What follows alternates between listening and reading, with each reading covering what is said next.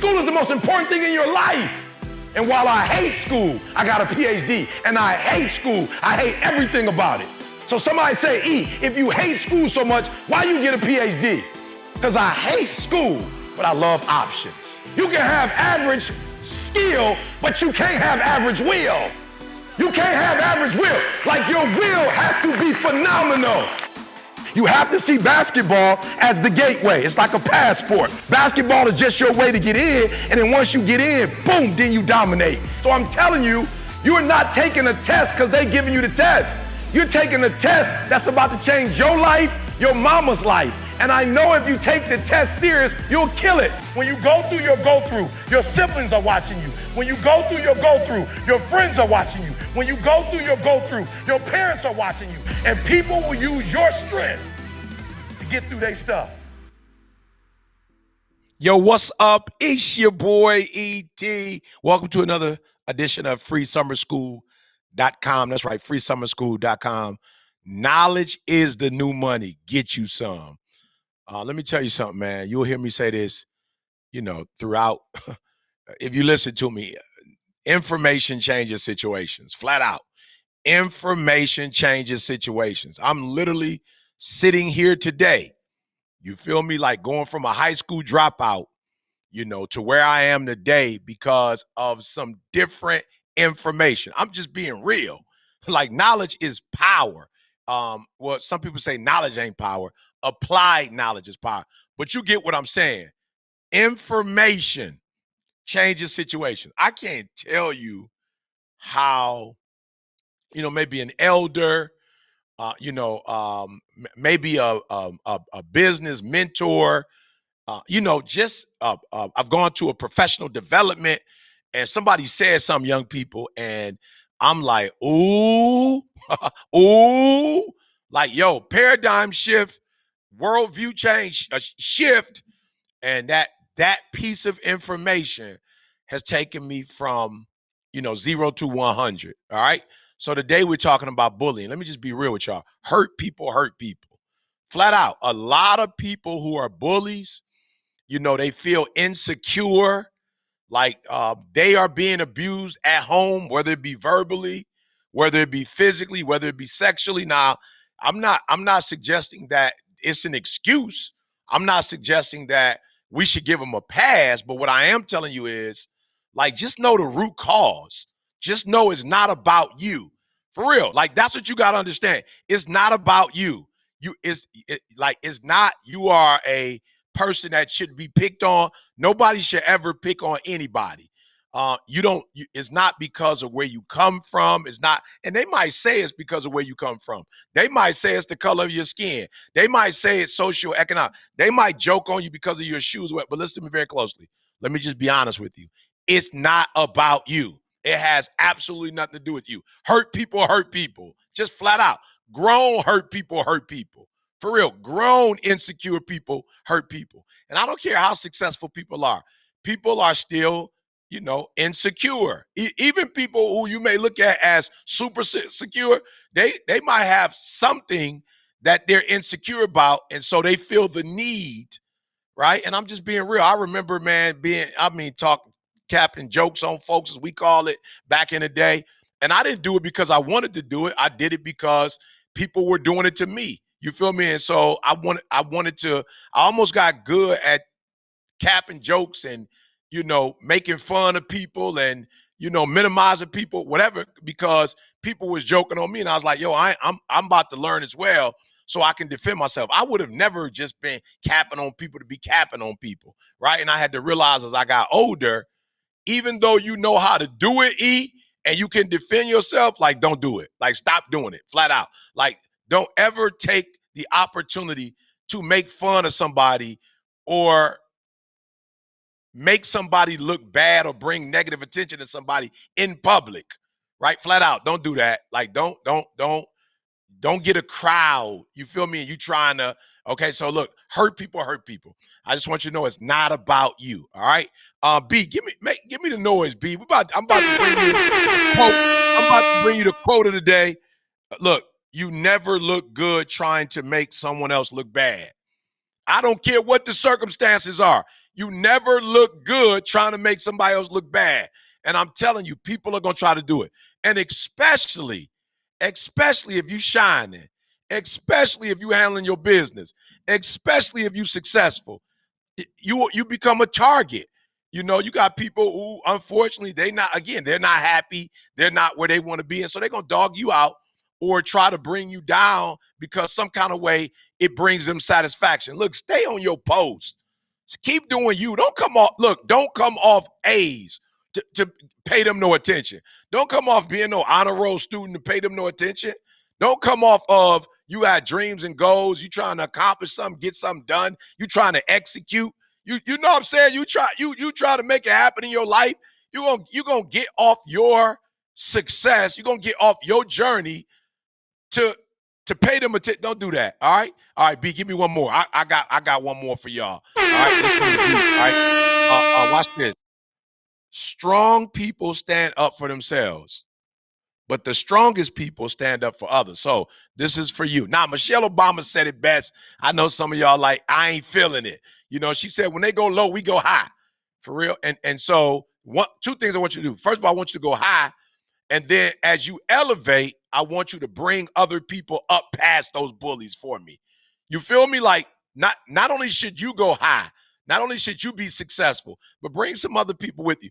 Bring that individual that is struggling and and they bullying that person and they're disrespecting that person. Bring that person. I tell a story about my daughter. She went to she transferred. I think it was her seventh grade. Seventh, eighth grade. She transitioned to a predominantly a white school. So she went from a school that was very diverse, to a predominant. And I remember her first, few weeks there was a tough transition. She didn't know anybody. We had just moved into the neighborhood. And I remember, she was just talking about some of the kids were racist. Some of the kids were making, fun of her. They wouldn't embrace her. And there was one kid, I don't remember the kid, but the kid had a little influence. He had a little juice, and he said to, whoever it was, like, yo, this ain't right. We got to do right. And I remember my daughter coming home geeked up, like I'm with the popular kids. I was like, what is it? Whatever that means, but it was a major moment for her. And then I remember maybe a few, months later, a student came and was going through what she was going through. And I remember my daughter expressing it to me. I was like, yo, you know what you got to do, don't you? And she's like, no, what? I'm like, come on, you know what you got to do. And she's like, what, Dad? I was like, you have to be for that person what somebody else was for you. You got to be that bridge, baby girl. You got to be that bridge. You can't be that one, not only who's, ostracizing them, or making fun of them, right? You can't be the person who neutral either. You know what I'm saying? You can't be the person to just sit back and watch it, don't say nothing. So you know how it felt for somebody to defend you, for somebody to vouch for you. You know what that felt like. You know that feeling. You know that was a major transition. And so do that for somebody else. So as we get out of here today, wrap this up. For those of you who are bullying, you've been hurt. Like you're the person that's hurting people because you've been hurt. Go get help, man. Go talk to a teacher, talk to a counselor. Just like I would tell those of you who are being abused by a bully, to the bully, yo, go ask for help. Go ask for help. Go seek help. Teacher, that don't work, get another teacher and another teacher. That don't work, go to the principal, go to the assistant principal, go to the counselor. Like, do whatever you got to do to stop it. And don't go, they're going to kill me, they're going to whatever, or they're going to hurt you anyway. You empower them when you keep it secret. You know what I'm saying? Like when they isolate you, when they make you withdraw from everybody. Come on, that's their superpower. Keeping it, when don't nobody know. Don't do that. Don't do that. Tell your parent. Don't do that. Tell prayerfully a even-headed parent, not a hot, tempered parent that's gonna go up there. You know what I'm talking about. I can't even get into that on the podcast, but get help, seek help. Don't become your enemy. Like, for real, don't become your enemy. Talk to as many people as you need to talk to, to resolve the situation. Don't ever be that bully. And all my bullies, get the help that you need. Hey, it's your boy ET. Small steps, great distances. Now you know. Let's go. Welcome to Free Summer School. E.T., the hip hop preacher. Knowledge is the new money. Get you some. I'm host Quincy Harris. Get you some. I mean, look, we expanding. We have a plethora of all-stars here today. Before we even get started, I just want to say, man, here's the word. Choose your tough. Every life is tough. Just choose your tough. Which tough do you want? You want a tough where you got to manage, all these different things, and you got money, babies, bills, and babies, or you want to choose your tough where it's like, man, you have to keep repeating the same things over and over until you get the lesson right. So choose your tough. That's what we want to talk about. That's the word today. Let's talk, man. This is tough because we can talk about this, but bullying today is a little bit different from what we experienced when we were growing up. These students have a lot of pressure on them. Let's talk about bullying. Man, you know what? I almost want to, I know, I'm E.T. the hip hop preacher, but man, I gotta almost defer to this one, man. I want to say to some young people listening, like, it's real and it might be real for you. Like you said, ours coming up. Bro, I lived on the block. So for the most part, you know what I'm saying? Like, we ran together. So if you lived on 8 Mile and Braille, Trinity Patton, we went to elementary together, middle school together, high school together. So at the end of the day, it ain't really, you know what I'm saying? It ain't going down like that. Like, we ran as a pack. So you might have had older kids on the block, making you tough, beating you down, but not to the point of, you ready to commit suicide. And it's on a different level today with the cyberbullying and all of that. So I'm going to defer, but I will say this to y'all. If you really feel like you're in danger, like, don't do it alone. Like, and I think that's the power of bullying. Like, the power of bullying is isolation. Like, getting you by yourself, making you feel fearful, making you have a spirit of anxiety. And y'all know, I say it all the time. When your emotions are high, your reason is low. So bullying can make you, like, for real, like, scared. Please tell your mama. Please tell your daddy. Please tell the teacher. Please tell the coach. Please tell the principal. Please, like, call your grandma. We talk about grandma. You know what I'm saying? Call your grandma. But whatever you do, don't let somebody make you feel like, yo, if you do this or that, I'm going to take your life, or do this and that. I'm going to manipulate you. You feel me? Like, yo, you already in danger. You feel me? Like, you already in danger. So if they going to do what they say they're going to do, they ain't going to not do it if you don't tell nobody. So I'm just saying, go get help, y'all. Go get help. Yeah. Let's go to Jeremy Anderson, man. Let's talk about bullying, bro. Yeah, so I'll say this, because there was a time in my life when I got bullied, and there was a time in my life when I was the bully, and and I did not realize what I was doing, how it was really hurting people. So I would challenge young people to think, like, okay, what if it was you that was being bullied? What if it was you for being picked on, that was getting picked on? What if it was you that was, everybody was pushing on and having fun with? So I would say to put yourself in that position and then ask yourself, whenever I look at, and I know we try not to go too deep, but whenever I look at terrorists and I see how they go into malls and shooting up places and where it's like women and children that can't help themselves, I never see terrorists in different countries go to the U.S. naval base. I never see terrorists go to the army. I never see terrorists go and pick fights with other military people. They go and look after those who they appear to be weak, right? And so to all those people that's watching this right now during summer school that might feel like, man, I've been a bully. You don't want to be that type of person. You want to be the type of person that advocates. You want to be the type of person that looks out for other people. What if that was your younger brother and sister? So we're talking about character now. So I would challenge all of you, don't just do what you think is cool to get laughs from people. So I want you to speak life. I want you to encourage. I want you to try to uplift these people out here that might be struggling. Because if it was you on the other end, you would want someone to do the same thing. Yeah, no doubt. I would challenge you to use that same energy, that same influence to speak life and not take it away. Let's go to Candace. Candace, talk to us. So when it comes to bullying, for me, I grew up, it wasn't a traditional bully type of atmosphere. I grew up in the city of Detroit, inner city, next door neighbors got shut up. I've seen shootings, I've seen drive-bys, I've seen every scenario. So in the city, going to a public high school, when it wasn't about bullying, it was literally like, it's not like a continuous thing. If somebody sees you, they don't like you, it's going to be a fight right then and there. So my philosophy when it came to bullying and fighting and all that is you can't bully what you don't have access to. So for me, I was like, and I'm not saying I was running or afraid, but I was almost like a ghost in my high school. So it's like people knew me, they saw me, but I was never putting myself in certain situations to allow myself to be bullied. And it really wasn't even bullied. It might have been called out, challenged, whatever. I'm just like, I'm not even going to put myself in that because I'm going to stand up for myself. And I always knew, even when I didn't have, in the traditional sense, that much to lose, I wasn't, I didn't have a lot of money, I didn't have whatever, but in my mind, my future was at risk. So I can't get caught up in a fight. I can't get suspended. I need to be at school so that I can be successful. So for me, I was an expert at finding safe spaces. So for example, the lunchroom was a place where it was always fights, always something going on, always bickering, things going back and forth. I was like, okay, I'm going to skip lunch every day. That's just me.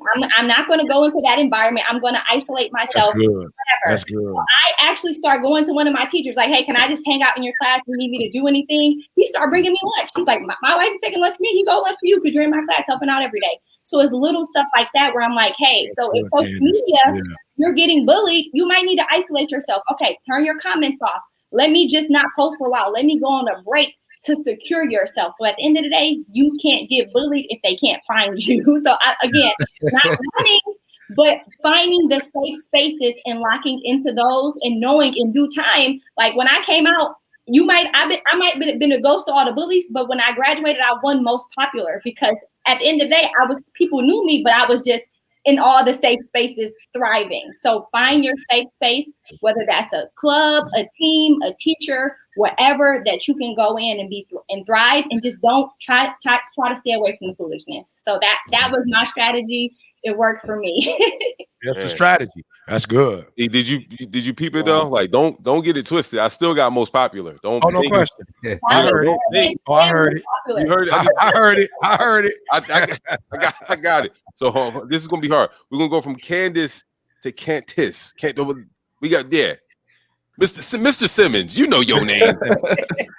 You know what's so interesting, bro? What's so interesting, man, is that this morning I got a phone call from a mother, and she's a mother of one of the mentees that I work with. And she called me irate. I'm like, wait a minute, what's going on? It's too early in the morning for all this drama. And basically, her son has a bully, and he keeps showing his head like every 6 to 9 months. And so this morning, the bully went to multiple people pages and dropped some nasty, crazy comments on people's pages throughout, right? So now everybody's like, yo, what's going on? And so I said to the parent, I said, okay, calm down. I said, first of all, I'm glad that you know about this. Yes. I said, why is it that this keeps happening every 6 to 9 months from the same person? And she was like, I don't know. I said, well, do you know who the bully is? She was like, kind of, sort of. I said, what do you mean, kind of, sort of? Right. I think a lot of times when we stray away from the bully, it gives them more power, right?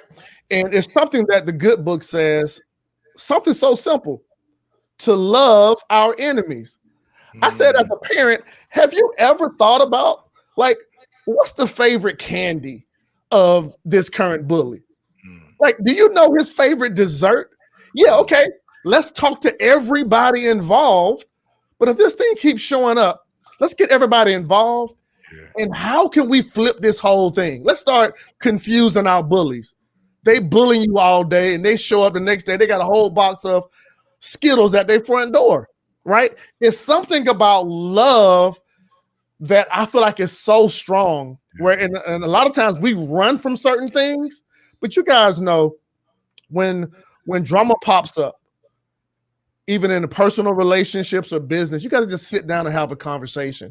And there's something about this young man that every 6 to 9 months, this thing pops up. And I said, mother, let's do something different. Let's just go out love. Let's go out love this bully. Love the HEL hockey stick out of this bully to such a point now that we're turning on another power that we've never, ever considered. And that is, let's love our enemies. Man, powerful. Let's go to Fatah. Fatah, let's talk about bullying. How should these Man, students navigate bullying? let me tell you, Candace is talking. I'm thinking about that Christmas movie. I don't know if some of y'all seen it, where that family. Okay, that's the same scenario I grew up in. You know, I was being bullied, and by a specific type of. There was a specific culture that I was being bullied by, and you know, after being able to address it many years later, I went to that person. It was about 20 years later, y'all, and asked them for forgiveness for the way that they bullied me. Because I just understood in my experience, it wasn't even me. It was something that person was lacking. I'm scared to say her name, but it was something that she was lacking, something that the family wasn't pulling through with. I was showing up with it at school. She wanted it. You know what I mean? And so that I was a trigger to her. I was her trigger. So, you know, it's a lot of the kids, and I think about my son. You know, he's 6'1", he's only 13 years old, and he gets bullied a lot because of his size and the expectations of what people think that he knows. You know, and a lot of times it's like where he's at right now is like, Mom, I just want to try to show them that it doesn't have to be like that. You know, I want to show them because now situations are reversed a little bit. I was bullied when I was younger, and now because my kids are getting bullied, I wouldn't say that I'm so much of the bully, but it's just trying to look out, trying to have a little bit more awareness. Yes. You know, I think that's the biggest thing is when we're able to have awareness and figure out what is the thing you bully, what is the thing that you're missing out on, what is it that you're lacking of? You know, is there a specific type of friends that you're looking for? You know, who is it? Is it, and what helped me? My counselor was amazing, y'all. She was so amazing. During lunch, she allowed me to come and sit with her. And I think without me having to say anything to her, she was able to help me navigate by asking questions. You know, she wasn't like hitting it straight to the point, but it would be today she'll ask me, so what did you do in class today? I think she knew who the girl was. Right. But the way that it made me feel, though, when I was getting bullied, lack of confidence. I didn't want to be seen. I wanted to hurt myself. You know, I remember vividly just doing things to try to hurt myself so I don't have to go to school the next day to face the bully because I just knew how my mom would show up. So I think the biggest thing, that one caring adult for me at school was my counselor, and she really helped out because instead of me trying to reach her level, she came to my level to really find out, help me answer questions, to help me figure out what it was. Man, deep. Let's go to Coach B. Coach B, talk to us about bullying. Man, so Q, I've been blessed in the fact that I was never physically bullied, but I've been picked on plenty of times. So I was in college, right? My very first year at University of Michigan, I was a freshman. I get a knock on not even a knock. Somebody's banging on my dorm room door at 5 o'clock in the morning. And this is back before I woke up at 5 o'clock on purpose, right? And I wake up, I go over there and I open the door and it's one of the upperclassmen. And he says, get ready to go. We're having a team event. A team activity. And this is one of those team activities that only applies to the freshmen and is mandatory, right? You know what I'm talking about. And I told him no. I said no. And I knew there was going to be some foolishness and some stuff that I was going to have to compromise my values and all this other stuff. I told him no, I'm not going to do it. And he was shocked. And before he left, one of the other freshmen, a guy in my own class, one of my teammates, he came to my door and he looked me in the eye and he said, I'm not your teammate. You're not one of us. You don't belong here. And from that point on, for probably, 2 years, I was picked on and made fun of as an 18-year-old. I was almost grown. I was picked on because I didn't drink like the rest of them. I didn't party like the rest of them. I wasn't doing a lot of the other activities that they were doing. And so what I had to learn was to value what I thought about what I was doing more than what they thought about what I was doing. Because I had the vision for where I wanted to go in my life. I knew what I wanted to accomplish. And so I acted in a way that helped me achieve that. And I had to stop paying so much attention to what they said and what I said. So I would say if you're getting picked on, if you're getting bullied, if people making fun of you, know what you want and stay true to that. Stay true to who you are. And don't worry about what they say. And I'm not throwing shade on anybody. I'm not better than anybody. The guy that said that to me ain't on the screen right now. Let your success do the talking. Don't stoop to their level. Stay true to who you are, and the rest will take care of itself. I promise you. Ouch. We call that part. That's what we Shade, said. shade, no shade. Yeah. Shade tree. Yeah. Shade, no Got shade. real shady though. That was good. I'm Val. Let's go to I'm Val. Bullying. Let's talk about it. Hey, we might need to cut it off now. That might have been. Yeah. That was it. Mic drop. Right. Let me pick the mic up. Hold on. Look, 4th grade. Patrina. Ooh. Come on, She Patricia. hit me in my thigh so hard, my thigh swole up. We was walking home. Wow. And but I wanted to be her friend. It's like what y'all was saying. I wanted to be her friend. I wanted to be in her presence.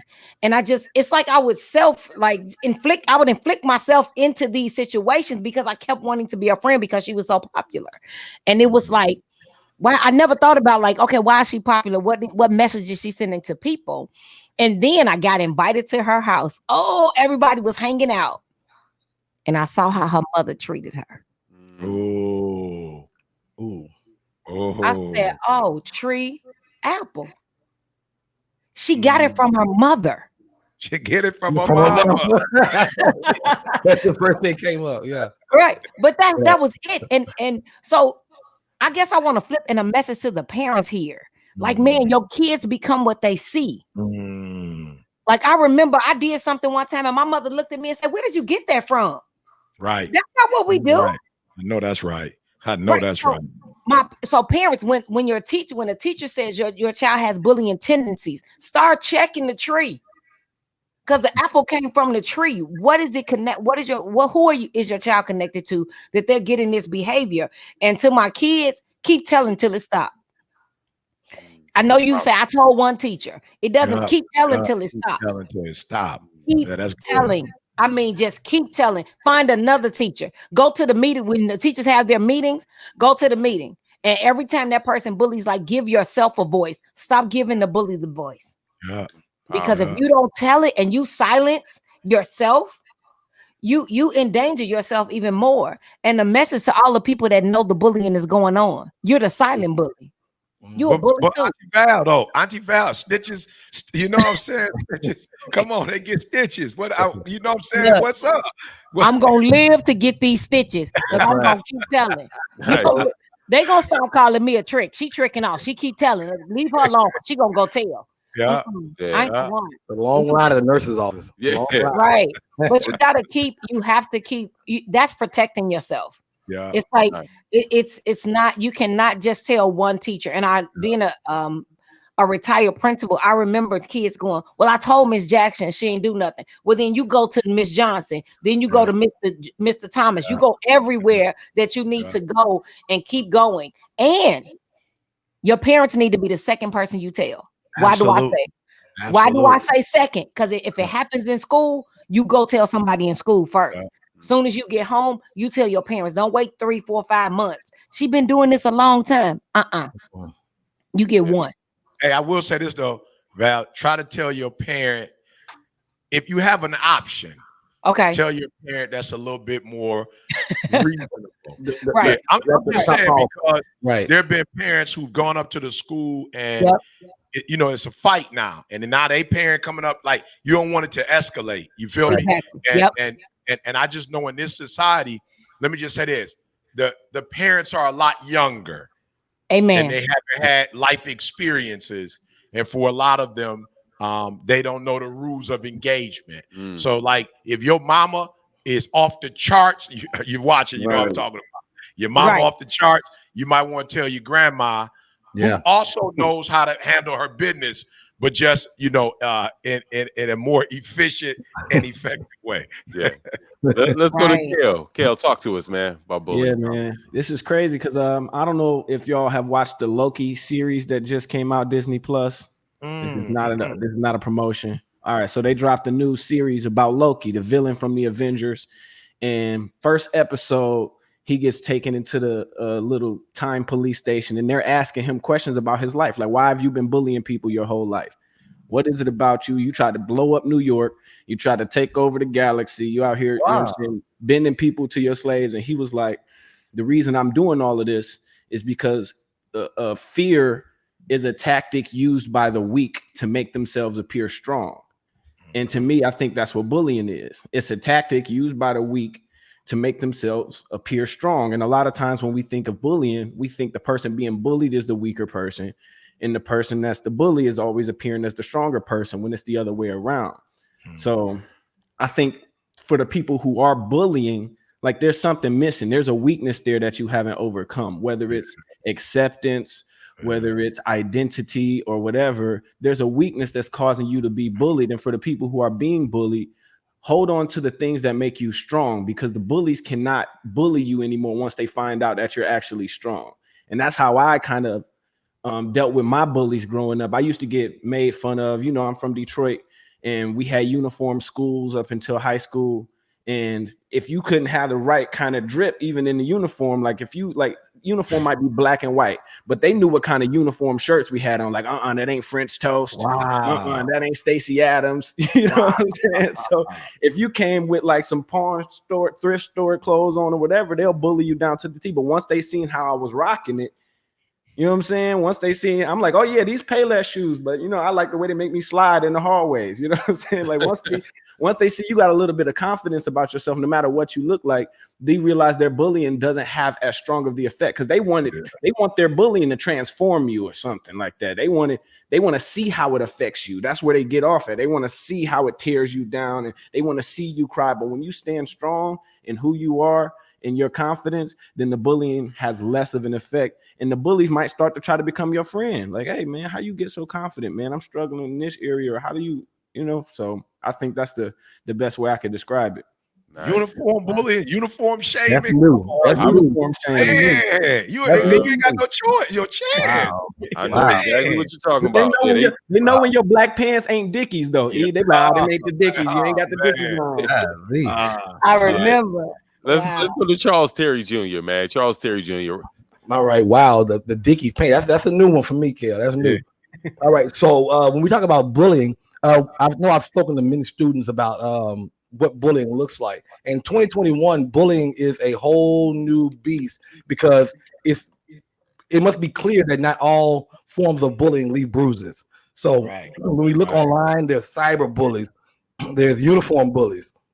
You have all kinds of stuff that's happening, that's going around, but it's important that you speak, not only parents that are watching, to your children, so that your children know that the nasty comment they left on Instagram is bullying. They may not, everybody on there, we laugh, we sharing we got a private group about a certain person, whatever. That is still a form of bullying. So let's be mindful that anything that is not pleasing or that is not forward moving is a form of bullying in some aspects. It still happens as adults. It happens with kids. So it never really goes away, but it's important that you have discernment and have the ability to identify what it is and be able to make the pivot on that. Yeah, make that real. Make that pivot. Q, talk to me, Q. I know you in Philly, the city of brotherly love, but I know we're still bullying in the city of brotherly love. Like I don't know if y'all watch the news. Like it's something about Philly. Like we love to hate. It's just in the DNA, in the water. It's in the Schuylkill here. That's the Schuylkill. That's where we go row. I will say this real quick. Hurt people, right? So again, when I was younger, I had both my parents, and I didn't know that, I was getting teased because I had both of my parents. I just thought that people were teasing, like some of my neighborhood friends. They were teasing me because they wanted what I had. I had no clue, right? So a lot of times, I forget who said it, but a lot of times, I think it was Kel, it's like people who are hurt, they're hurting, so they want to put that hurt off on you. So if you're looking at this and you're a student, you're like, well, I like teasing people. That I'm not hurt. Maybe you need to look inside of yourself and say, like, why am I doing the things that I'm doing? Right? Because no one wants to feel, I say this to my sons all the time. No one wants to feel hurt. I look at my oldest son, he likes to be a little bit aggressive with his little brother. I'm like, bro, you treat him like how you would want to be treated. That's simple. It's you can go back to biblical days. It's really simple. Treat people the way you want to be treated. I know before we go though, Jeremy Anderson, I know you had one more piece you wanted to add, bro. What was the other piece you wanted to add? I knew we had past our times. So I'm just going to be really brief here, because I kind of felt like, man, I cut mine short and everybody got to wax. One more thing I want to share, and I really believe it's going to help. I really believe They took your time, Jay. They didn't respect the time limit. Right, but I'm only sharing this because I think it's going to help some kids. Until those bullies in the school realize, like, man, I must be broken, I must be hurt on the inside. Until they realize that, they only doing the bullying and getting away with it. There's a bunch of silent people, like Auntie Val said, and they get the laughter. But what happened if a kid push somebody or say a joke? And what happens when the whole class look like, bro, what's wrong with you? What happens when the whole class start looking like, yo, that's not cool? What happens when the whole class be like, yo, that's not cool? So if y'all don't feel like snitching and you don't feel brave enough to go and tell somebody, just your facial expression, just don't smile, don't laugh, don't make it seem like it's okay. Yeah. What happens when you see somebody get bullied and you put your arm around them and you say, man, I'm sorry that happened to you. They just immature. Don't pay them no mind. You all right with me. I want all y'all to know, you know what I'm saying? You got two types of people in the world. You got those who are going to do the bullying and you got those who are going to relieve, who are going to speak life, who are going to love, who are going to encourage. And so I want to challenge you all to be that person that will speak life, to encourage. Let's be unified. Let's change the culture in the school. Because in some schools I go to, it might be fun and cool to bully, but when you sit back and say, yeah, that's not cool, we don't do that here. We don't laugh at each other here. We speak life at this school. We show love. We affirm. We support one another. I believe that's big. Because and it's big, Jay, because it's a part of our culture. And I got to be honest, you know, you can become, you know, the word bully, if y'all want to use that term, you know, we physically, but also like you said in words, I had become somewhat of a bully, Jeremy, because I was bullying. I was trying to bully the bully. You know what I'm saying? So it wasn't like I said, I wasn't necessarily physically, you know, whatever in school, because, you know, I grew up on the block and we all hung together, but you'd have dudes that would cap jokes. And I became a phenomenal joke capper. You know what I'm saying? Like, and I did it just because it's like, yo, you ain't about to sit here and clown me. I'm about to clown you back. You know what I'm saying? And I remember being a high school teacher, and I had a student who, he was good. A couple of them, they was good. And we were on our way to Atlanta from Huntsville. Mike, Jeremy, Mike. And Mike was sweet with it. And I promise you, you know, his people from the motherland, his father, I went in. I had everybody on the bus laugh, and I wasn't trying to get no laugh. I just like, look, homie, like I'm an OG. Yeah. Like, don't come at me and think I ain't coming back. And I'll never forget, my wife found out, and my wife was like, "Yo, you a grown man. You a grown man. You a teacher. How you capping jokes on? Like, how you shutting him down? Like, you a grown man. Like, how are you?" Right. And I remember, to your point, Jeremy, my wife, like, don't play that. My wife is like, yo, in our crib, like, don't down nobody. Don't talk about nobody. Like, if you want to talk about them and we pray for them and we think about what's the solution, but Didi like, yo, we ain't talking about nobody in our house. Like, we ain't bringing that gossiping spirit into our home. And she shut me down. And at first I was kind of like, yo, well, what am I supposed to do if somebody coming at me? I'm supposed to sit there and take it? And she was like, absolutely. You're an example. You're the teacher. Doggone it. You grown. You a teacher.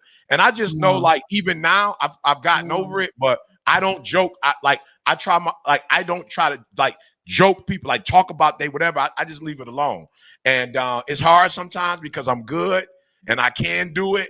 But God is like, come on, bro. You a man of God. Like, don't do that. There's never a reason. I don't care what we say. There's never a reason to dog somebody out or speak negatively about somebody and make them feel stupid about themselves. There's never a reason to do that, you know, ever. And so for those of you who are the bullies, yo, for real, get help. You know, nothing good is going to come. You're going to reap what you sow. And today you doing it, tomorrow somebody's going to do it to you. And for those of you who didn't intend to do it, but you just want to protect yourself, find a way not to become the evil that you don't like. And for those of you who are being bullied, yo, get help. You know, get help. I mean, however you have to do it, get help, because you're nobody's punching bag. You're nobody's vehicle to use crazy words on you. You are loved. You are important. I don't care what your circumstance or situation is. God bless you. God called you to be on this earth. You don't deserve to be anything that's negative. You should only be around people who are elevating you and pushing you up. And for those siblings, those older siblings, or maybe you younger, taller, more aggressive, whatever, like, yo, chill. Like, don't hurt your family. You should be a blessing to your family and uplift your family. So, yeah, that's it, y'all. I ain't saying it's going to be easy, but small steps, great distances. Now you know. Let's go.